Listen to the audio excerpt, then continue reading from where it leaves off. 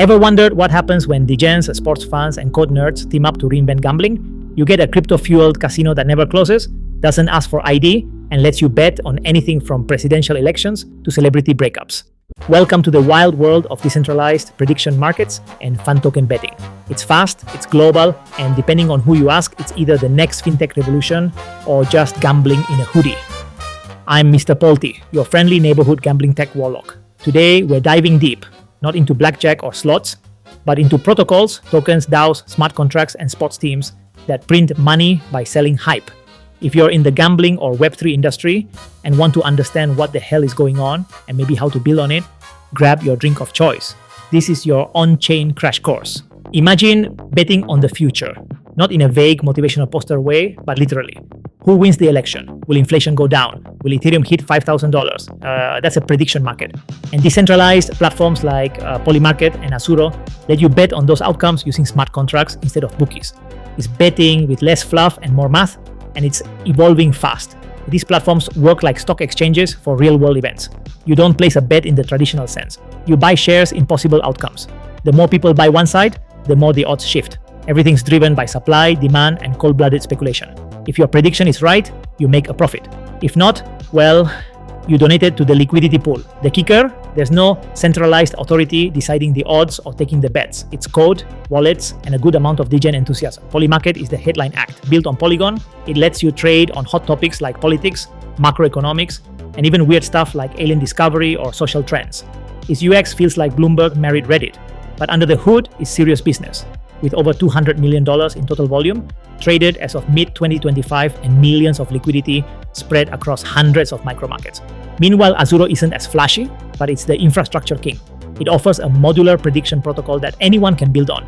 It powers more than 30 front-end apps, many of them active in Latin America, India, and Southeast Asia, where traditional gambling regulation creates perfect conditions for decentralized alternatives. Bottom line, this isn't just decentralized betting.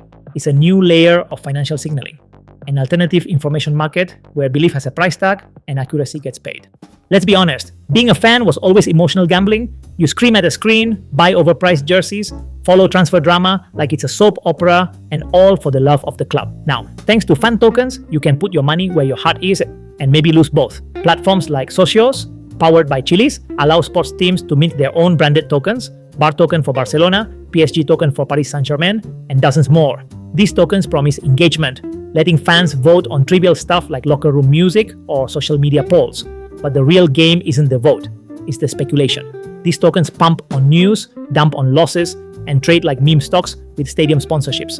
By 2025, Chili's claims over 100 partnered clubs across Europe, South America, and Asia, with hundreds of millions in primary sales and token market caps reaching over $30 million per club in some cases. In Turkey, clubs like Galatasaray and Trabzonspor have built massive fan token communities with highly active trading. Meanwhile, adoption is slow in the United States, where regulations and a different sports culture slow down speculation. In short, fandom has become an asset class. And the next time your team loses, it won't just ruin your mood, it might nuke your portfolio. Think you're safe because it's just code? Tell that to the CFTC. In 2022, they fined Polymarket $1.4 million for running unregistered event markets. The message was loud and clear. If it looks like a duck, quacks like a bat, and settles in stablecoins, it's probably a regulated product. Most platforms play a dangerous dance with the law. They geo-block United States users, add disclaimers, or pretend they're just a protocol. But regulators are catching up. Betting, securities, consumer protection, they're throwing every lens at this sector. Even fan tokens aren't safe.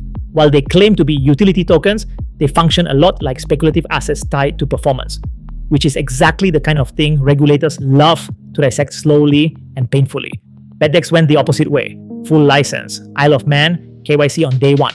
They took the clean path, which adds friction, but also lets them operate publicly without legal whiplash.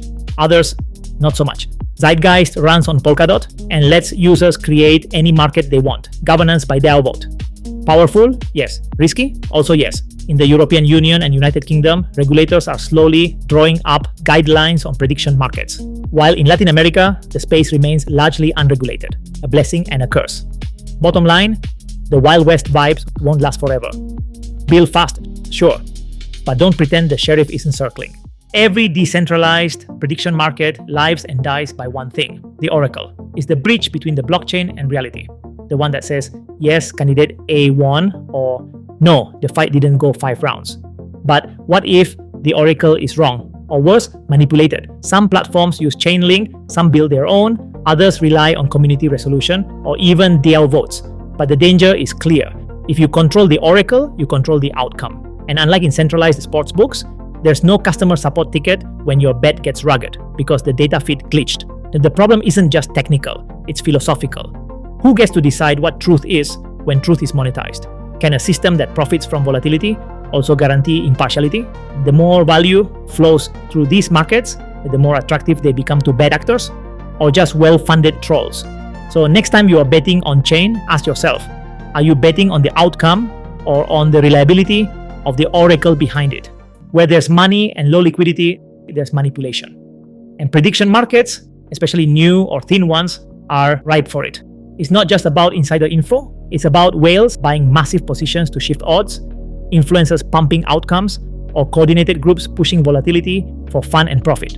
Some actors might bet heavily on an unlikely outcome just to create misleading odds and then short the hype. Others might use external media to sway sentiment, causing market moves that benefit their position. In decentralized systems, these plays are hard to track and harder to punish. Fun tokens have their own flavor of manipulation. Teams announce utility that never materializes, traders front-run game results, and secondary markets turn into emotional roller coasters driven more by rumors than real value. The absence of transparency in internal decision-making only fuels this chaos. If you're operating a platform or even just playing, remember, you're not just betting against chance, you're swimming with sharks who've read the rules and know where they bend. So where's the money? Prediction platforms like Polymarket and Zeitgeist earn via trading fees, a slice of every bet placed, win or lose. Azuro has an even sleeker model. They offer the plumbing for betting dApps and earn revenue by powering the backend for multiple frontends. It's infrastructure as a service with a gambling twist.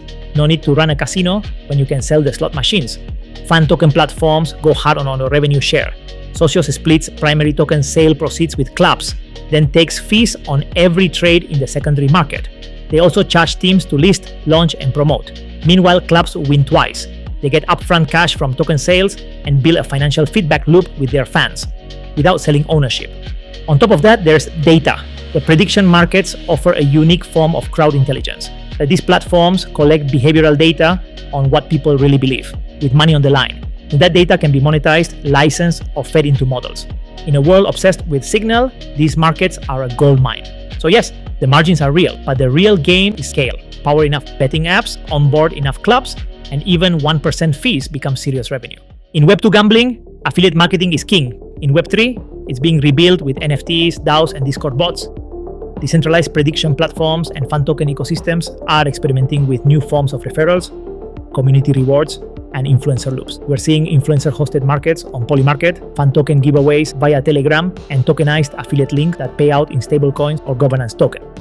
Some platforms even let top referrers shape product features or vote on new markets. The result, a hybrid of ambassador program and micro-celebrity economy.